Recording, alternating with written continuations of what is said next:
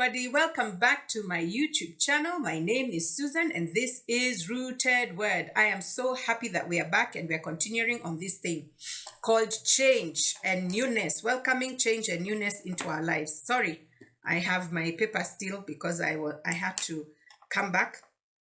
So now, remember what I said in the first one. I said change is constant.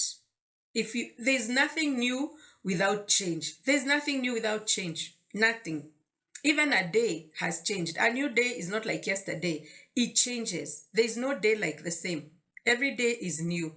And how we approach that newness is important.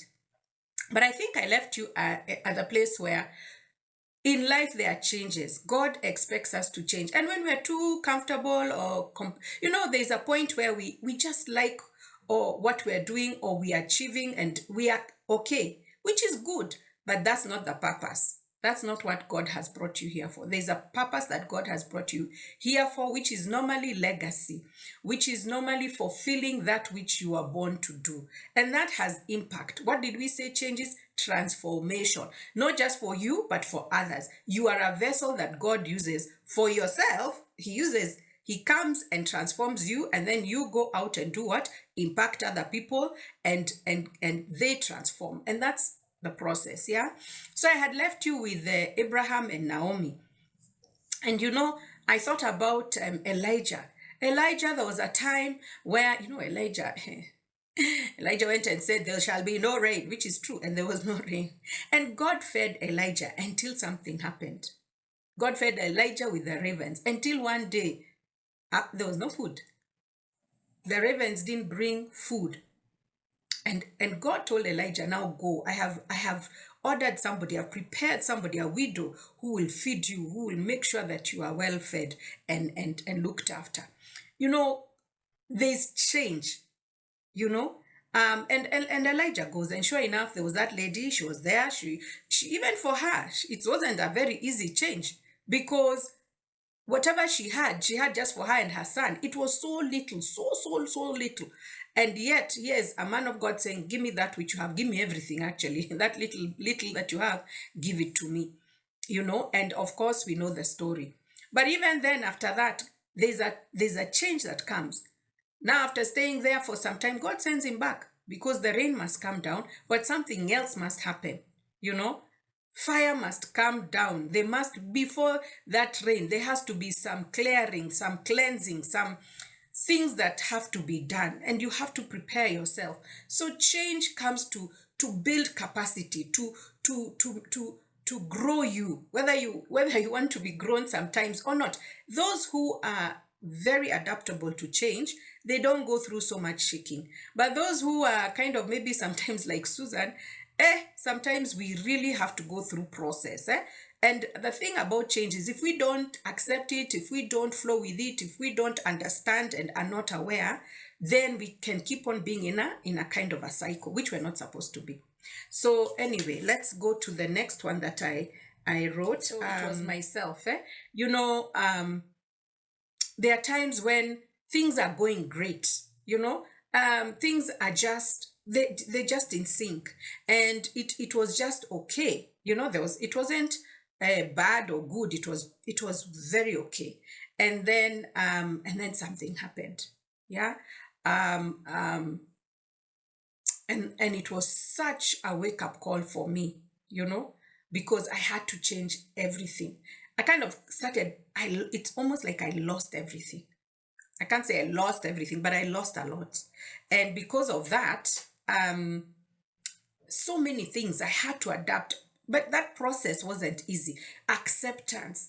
You asking, why me? Yeah, And after why me and sulking and all that thing, God comes back to reassure you that, I remember that verse, he says, haven't I not commanded you to be bold and courageous? Yeah. I will not leave you. Get out of your depression. Come on, arise, get up and get going, because staying here doesn't change anything. It's not going to make it better. You're just in the same issue. So I've learned that, being a number one sulker and crier and sharer of my problems doesn't change the problem. It doesn't improve me. It just keeps me in the thing. So when I said, okay, fine, let me now wake up, dust myself, and it's very not easy to do things you've never done before. Sometimes it's very uncomfortable. Sometimes it's extremely humbling. But when you accept, it's much better. It's much better, and you can even enjoy the process. So I just want to bring into attention one thing that the Lord taught me, because I do love this verse, but maybe I didn't put an attention to it a bit. This is Isaiah 43:19. So this is how I hear it, yeah? It says, behold, which is like see, behold. This is God talking, by the way. Behold, well, through his prophet Isaiah. Behold, which I say see, I will do a new thing, which means I will bring change. I will bring disruption. So if, Susan is there getting excited, a new thing, yes, get excited. And then God says, now it shall spring forth. Shall you not know it? And what the other day I said, will you not perceive? Will you not be aware? Are you not prepared? Well, we're going to talk about that. Are you not prepared? So God is like, listen, see, behold, see, I'm going to do a new thing, which is I'm going to shake things around, turn things around, do stuff that you don't even know can be done. It is going to spring. It's just going to happen. Can you not perceive it? Can you not feel it? Can you not know it? I will make a road in the wilderness. A road in the, normally there are no roads, guys. Us in Kenya, we know what we call ushago in the village, home square. In some places, there's no real road. So, but that doesn't mean we don't drive. That doesn't mean those who have, pickups and all that. We create roads, not, you go with your car or you go with, the donkey or the cows, whatever. And, but normally there's no real road. You have to figure it out. But here God is saying, I'm going to make a road in the wilderness. What does that mean? Can you imagine a road in the wilderness? He's going to make it. That's a shift. That's something that is not normal. It's not something that you see all the time. So God is already saying, I'm shifting things around. I'm doing things that you're going to be amazed. You have to get prepared for this, yeah? And rivers in the desert. Why I love this. And rivers in the desert. Now, why does God give us rivers in the desert? He gives us rivers in the desert because he's trying to remind me and remind you that in all this, you're in a desert. Yes, it's going to be crazy. It's going to be new. It's going to cause you to be disrupted and all that. But you will have sustenance. You are not going to be alone. You will not be thirsty. You will not be hungry. Whatever you're doing at that time in that disruption will flourish. It will flourish. But one of the key things that in all this that I've read is God wants us to be aware. He wants us to perceive it. He wants us to get ready.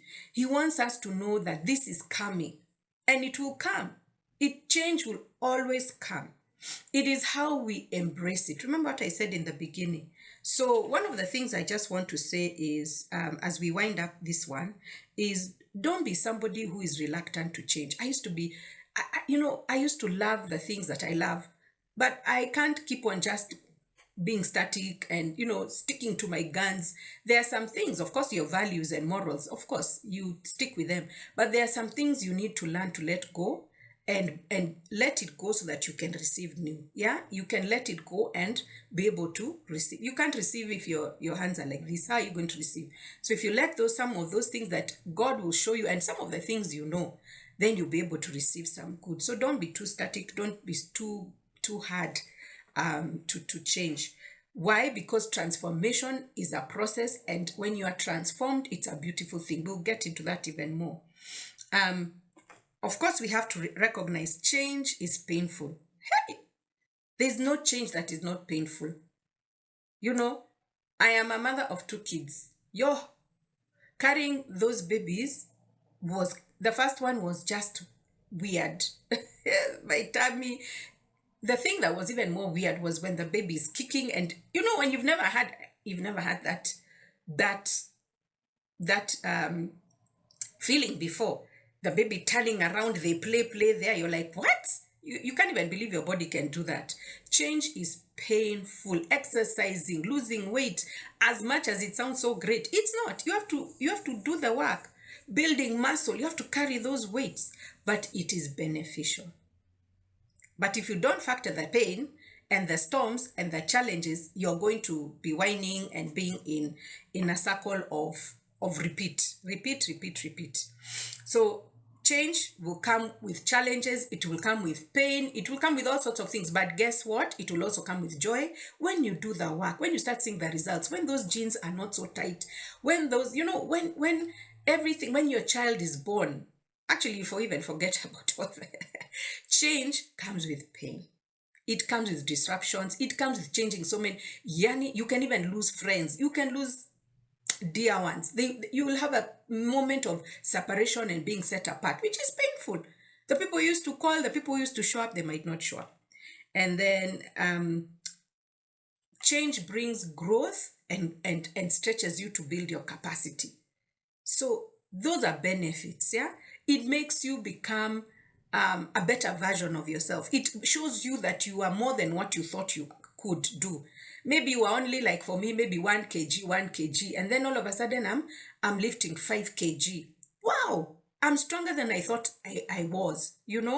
I am maybe more confident than I thought I was. Maybe I have more knowledge. Remember that gap? I've bridged it because I've read more books and done so many more things than I thought I could. So change in and of itself, newness in and of itself, it's a good thing if we embrace it. And I think that's the last one. Embrace change. Embrace it, because God wants you to become the best version of who He knows you are supposed to be. And He wants you to fulfill your purpose. He wants you to fulfill the destiny that you are set out to do. And guess what? It's always good. It's always good. There's nothing in this life that is not good. When God was creating it, He said, and it was good, and it was good, and it even knew you are good. Even your destiny is good. It's good. Everything about it is good. However, to get through it, we have to accept transformation.